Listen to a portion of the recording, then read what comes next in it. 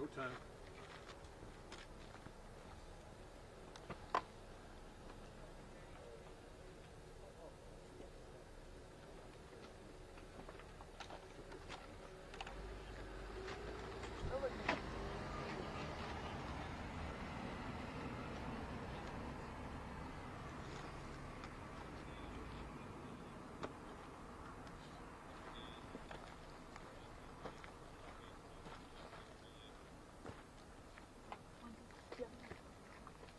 I will, yeah, when they get here, yeah.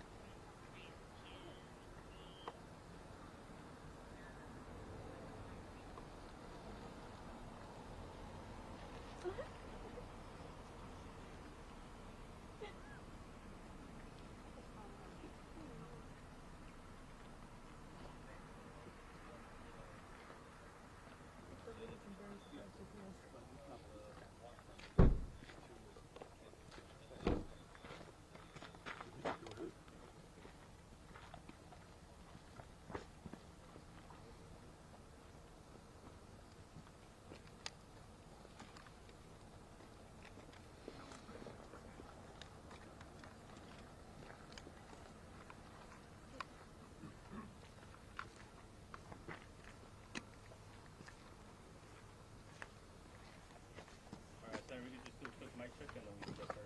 1, 2, 3, 4, 5, 5, 4, 3, 2, 1. We're just waiting on Pete Demetrio. No, you go right ahead. I've only been waiting here 3 hours. You ready? Depends. Well, thank you, everybody, for coming out here, for your patience. Did take a little bit longer than originally scheduled and planned, but that's a good indicator because we wanted as thorough of a visit to the ICE Detention Center here in California City as we could get.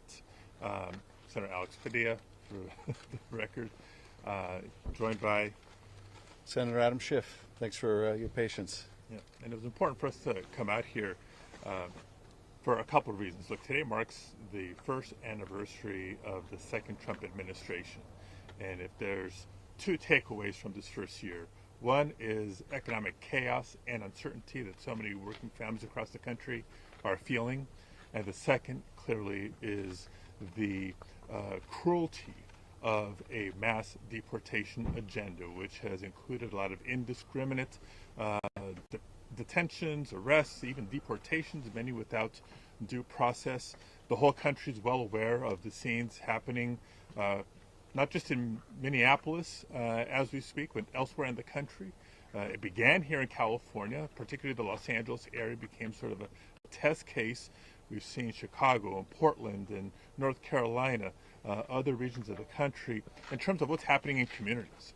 But we've increasingly been hearing from constituents, from families of folks who have been detained, about concerns of the conditions in a lot of these facilities. And so that's what prompted the visit today. So I think we've all seen so much trauma that has happened around the country with these indiscriminate immigration raids, the heartbreak, the families separated from one another, the loss of life as we saw in Minneapolis. That's one trauma. When you walk inside these walls, you experience a different trauma. You get to see what happens to folks who are apprehended by ICE. As far as I can tell, the vast majority of the folks in this detention facility have no prior criminal history. Many of them that we spoke with were picked up at their immigration appointments. So they were doing what they were supposed to do to become citizens or establish a lawful presence. And at those appointments, they were picked up, separated from family. We talked to wives separated from husbands and separated from their kids. And I think the most frequent feedback we got was the inadequacy of the medical care that they were receiving. I spoke with one woman who is diabetic. It was on her intake form.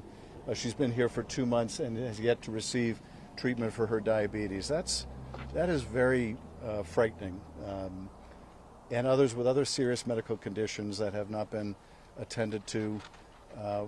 And a lot of the concerns we heard were over, very valid healthcare issues that were not being addressed.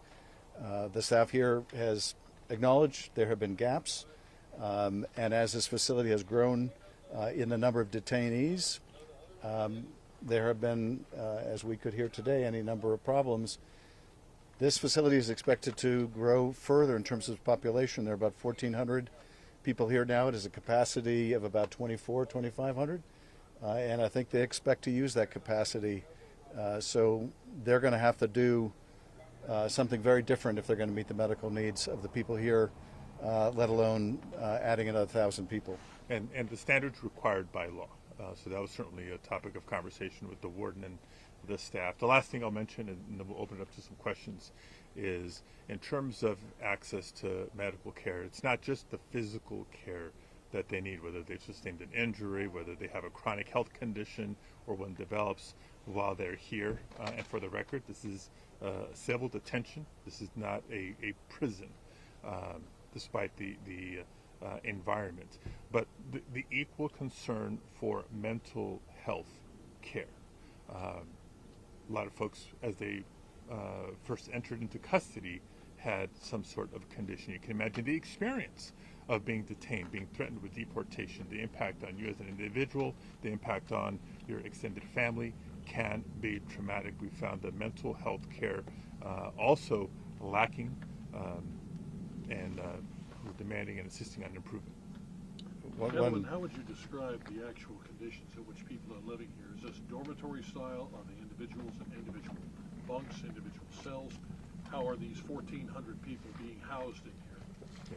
Yeah. Well, just sort of high level, to start with, separation, men in one section, women in another section. Right. Second, the point I'm making, when you're in ICE custody, it's a civil detention. It's an immigration related case.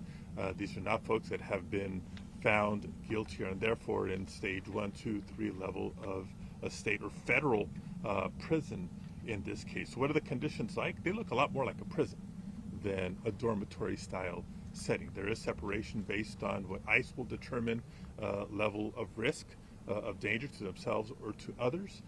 Very different than what I've seen touring other facilities over the years. Just to add, well, they're separated into what they call pods, but I think they basically look like a cell block.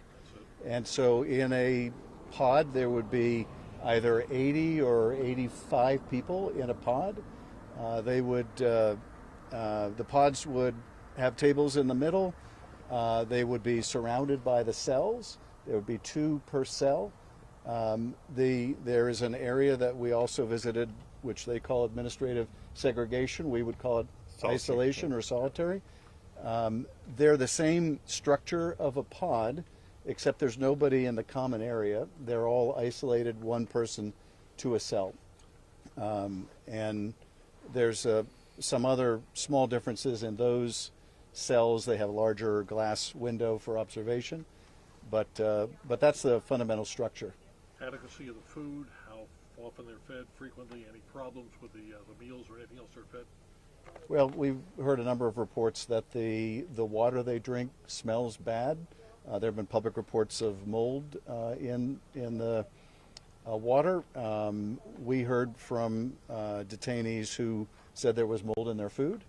One described a salami or bologna sandwich that was moldy. Many described getting stomach aches from drinking the water here. That was some of the feedback we received on the food. Senator Padilla, what has DHS, were you able to talk with DHS officials who are running the facility itself, told them about what the inmates, the people who are being detained here are saying? What have they said about how they're going to improve the quality of at least staying here as long as they are here? Look, sadly, we've got a lot of, we're working on making it better. We're working on making it better, whether it's something as simple as the food, whether it's the temperature, whether it's the medical attention. So I'm living here even more concerned than I was when I arrived. And to underscore the point, if the administration is true to their word, the population here is only going to grow. So the need to address nutrition, medical attention, mental health care, all the above is only going to grow. No assurance. Senators, there have been. We know that people from LA are ending up here. Are you concerned about that? them being so far away from the city, access to counsel, family. How do you feel about that? Yeah, no, that is absolutely a concern, not just for people from within the state of California that have to travel long distances maybe to see a family member, but I've met a number of detainees here from elsewhere in the country, from other regions of the country, so that access to their counsel prior and certainly to their family member is only exacerbated with that effect. So that's part of the follow-up that we have. Why are people being sent here from other states? And we also hear reports of people from California being sent to other states. We'll go to When you're saying we'll go to improvements psyche need next, to please, be guys. made There have to been, approve sorry, of the DHS All right, appropriation. there have been now 6 deaths in custody just so far this year in the last 3 weeks. And I think the number was 32 last year, which was a high for a That was couple. a record high. You talked about concerns about healthcare. You talked about standards, legal standards, or at least ICE's standards. How do you see getting those enforced? And just speak to the death issue a little bit. Well, in terms of getting the standards enforced to make sure that they're being upheld, that requires oversight. And, it should be more than just the two of us coming out to a detention facility without the power of a subpoena. Congress should hold hearings on the conditions in these detention facilities. We should be, fully investigating the deaths that are reported to find out, were these preventable, what were the circumstances. There really ought to be vigorous oversight by like so much else going on right now, whether it's the shooting of Ms. Good in Minneapolis. There's going to be no investigation of that, apparently. Only an investigation of her family, but not of the circumstances in which she was shot and killed. And I think it's fair to say, likewise, there's very little appetite among our colleagues, our Republican colleagues, to do oversight of detention facilities. What happens with them? How do we hold them to account? Senator Padilla asked the staff here, you say things are improving, that you're filling the gaps. What kind of metrics can you offer us? How can you show us? And short answer is we don't have any way to measure whether things are getting better or worse. We're getting feedback from those who are detained here. We're getting obviously a very different view from those who are on the staff here and with ICE. And we ought to do a lot more as a Congress to get to the truth. Yeah, that's Well, that's, you plan hold to on. address Please. people from Let me LA just ending up add to that prior question, because I do think it's important to recognize it isn't just the two of us. There's a number of the California congressional delegation, House members, who have individually and in pairs or small teams visited a number of facilities, including this one, over several months. I think what we're trying to underscore here is the Republican majority in Congress, both the House and the Senate, is failing, absolutely failing, or refusing to live up to their oversight responsibility to hold a separate but co-equal branch of government accountable.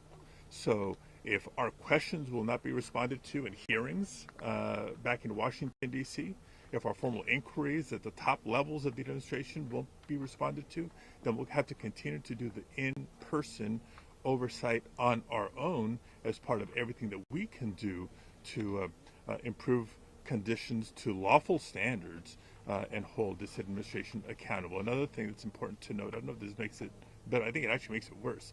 This is a private-run facility, right? This is a contractor-run facility. It'd be different if it was an actual federal department or agency that was running the facility. But that notwithstanding, our job remains the same. All right, we'll have Nikki from Fox. Guys, please, some order. We'll have Nikki next.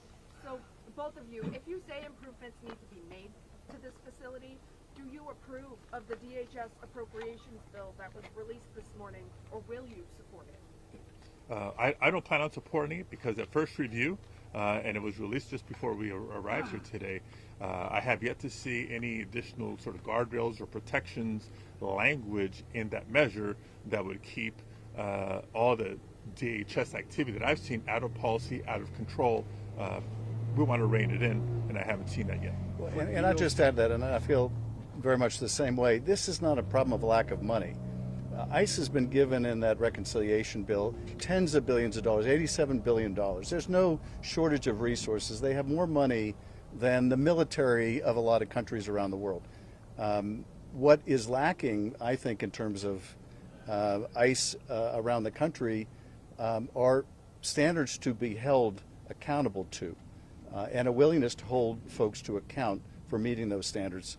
But this is not a resource issue. They've got a ton of money, and the question is, how are they using that money? How much of that money is being wasted, and how much of that money is going into these indiscriminate raids or militarizing our cities in a way that make people less safe, not more? And let me just wrap up. Let me just wrap up by saying sort of the bigger picture here. Our nation's immigration laws are outdated. They need to be modernized. The whole system needs to be modernized. We agree we need a safe, secure, humane, and orderly border. We need to modernize how people who want to try to come to the United States are considered for that. We need to do justice by the millions of immigrants who have been in the United States for long, long periods of time without criminal convictions. They deserve a pathway towards legalization and eventual citizenship. But as we apply the laws as they currently exist, they have to be done within policy. It has to be done within the letter of the law. It has to be done with respect to civil rights, due process rights, and the Constitution, and that's what we're here to do.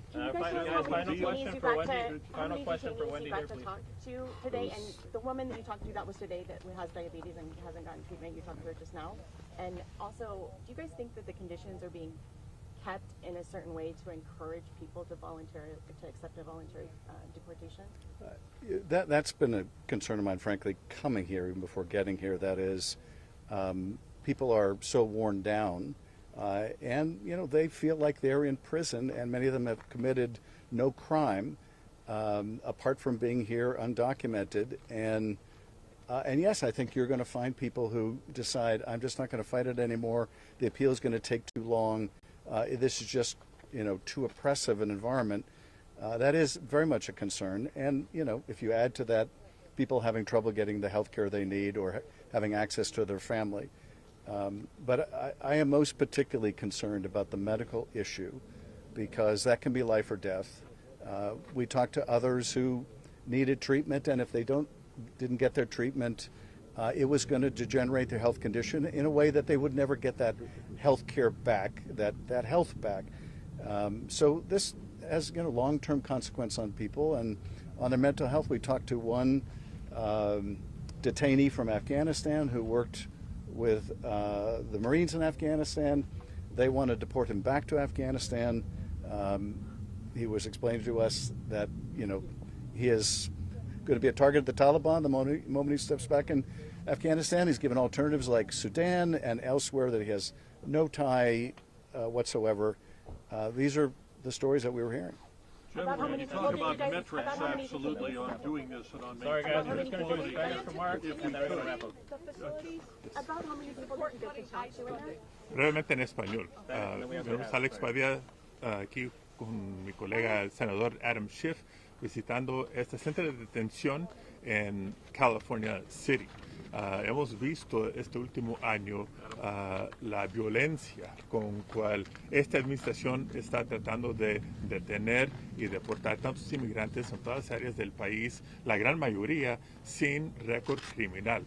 Pero es igual de importante que nosotros vengamos a sitios como este para ver en qué condiciones están detenidos tantos inmigrantes mientras que están esperando su oportunidad de luchar por sus derechos y sus familias y legalización. All right, thank you guys. We have to wrap up. Thank you. Appreciate it. Thank